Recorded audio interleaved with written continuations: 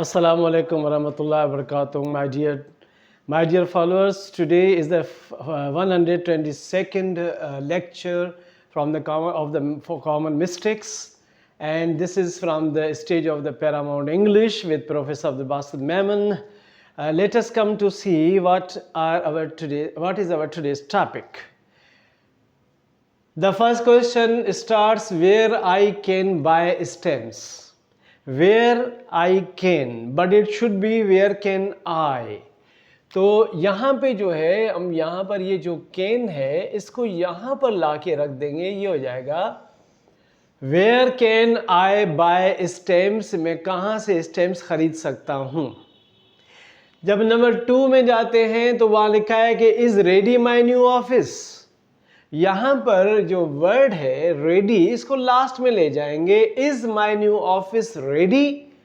तो आप इस वर्ड रेडी को यहाँ पर लास्ट में ले जाएंगे और क्वेश्चन मार्क लगा देंगे, is my new office ready, ये हो जाएगा क्वेश्चन। नंबर 3 में जब हम जाते हैं तो हमें ये मिलता है कि आई एम नो asleep, लेकिन यहाँ पर मिस्टेक है कि आई एम नॉट यहाँ पर होना चाहिए जो कि नहीं था, तो हमें यहाँ पर NOT नॉट लिखना है, I am not asleep। asleep जब हम बात करते हैं तो ऐसा लगता है कि किसी चीज़ के ऊपर, का मतलब ऑन होता है।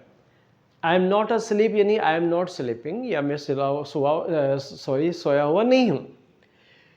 नंबर 4 में वेयर इज स्टेशन लिखा है, वेयर इज स्टेशन, लेकिन यहाँ पे क्योंकि पर्टिकुलराइज नहीं किया गया और वो किसी पर्टिकुलर प्लेस के बारे में पूछ रहा है जहाँ पे हमें THE द लगाना था, तो यहाँ पर ये जो प्लेस है यहाँ पे द आ जाएगा, ये हो जाएगा where is the station.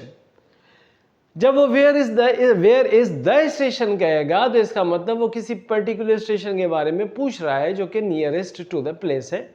Station कहाँ है, शायद वो एक ही है, पर्टिकुलर है, मखसूस है, इसलिए द लगाएंगे।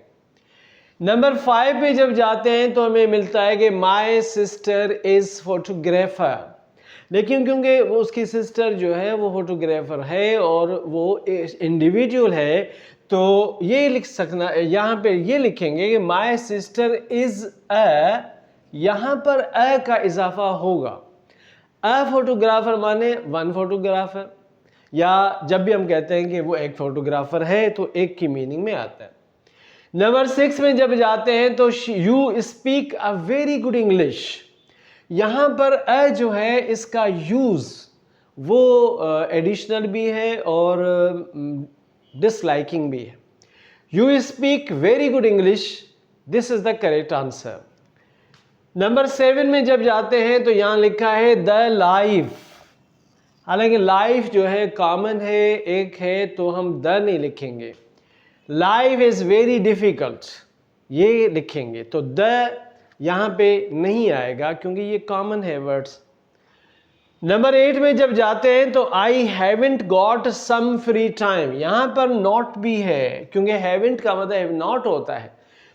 जब किसी वर्ब के अंदर नॉट मिला हुआ हो और सम जो है उसमें आ रहा हो तो सम इज रॉन्ग, क्योंकि अगर ये नेगेटिव नहीं होता तो फिर यहाँ पर सम सही था। जैसे I have got some free time, तो मुझे कुछ फ्री टाइम है, क्योंकि नेगेटिव होगा या अफर्मेटिव होगा तो फिर आप सम की जगह एनी लगाएंगे, तो यहां पर आएगा any. I haven't got any free time, यानी कि I have no free time, मेरे पास फ्री टाइम नहीं है।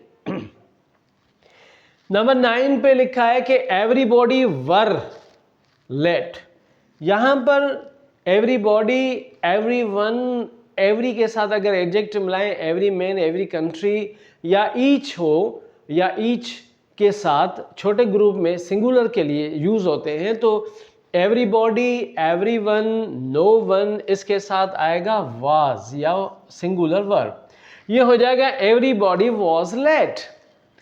जब हम नंबर 10 में देखते हैं तो वहां में लिखा है कि it is more cold today, यहां पर देखिए कि कोल्ड, कोल्डर, कोल्डेस्ट होता है, कोल्ड, कोल्डर, कोल्डेस्ट होता है, फिर आप क्योंकि मोर, और जो ई आर वाला सेंस है वो तो किसी सिंगुलर और वन सैलेबल वर्ड में ई आर आता है, और जब मोर देन वन हो तो फिर मोर लगता है। अब क्योंकि ये दोनों गलत है तो इसलिए इट इज कोल्डर यहां पर आ जाएगा colder today, it is colder today, यानी आज ठंड ज्यादा है। नंबर 11 में जब देखते हैं तो हमें यहां मिलता है it is too much hot in this house, इस घर में तो बहुत ज्यादा गर्मी है। याद रखिए कि टू मच का इस्तेमाल जो है यहाँ गलत हो जाएगा। यहाँ पर टू जो है उसका मतलब हो जाएगा यहाँ पर वेरी। तो अगर हम इसको लिखेंगे ना it is very much hot in this house, तो that will be correct. Number 12 में द मैन विच, यहां पर जो है रिलेटिव प्रोनाउन जो कि किसी पीछे आने वाले नाउन की तरफ इशारा कर रहे हैं कि रिमेंबर, याद रखिए ऑलवेज कि जो रिलेटिव प्रोनाउन होता है जो अपने पीछे आने वाले नाउन की तरफ इशारा करता है, कि यहाँ पर जो मेन है उसके साथ आप या तो दैट लगा सकते हैं या हु लगा सकते हैं। अगर कोई चीज़ है तो उसके साथ या दैट या विच लगा सकते हैं। अगर कोई एनिमल है सिंगुलर तो उसके साथ या प्लूरल हो तब भी हम विच लगाएंगे। यहाँ पर मेन के साथ विच नहीं आएगा। यहाँ पर या तो आप इसको कहेंगे द मैन हु या द मैन दैट, दोनों आ सकते हैं। The man who lives here, वो शख्स जो यहाँ रहता है, इज फ्रॉम ग्रीस, उसका ताल्लुक ग्रीस यानी यूनान से है। तो बेटा नंबर 13 में जाते हैं।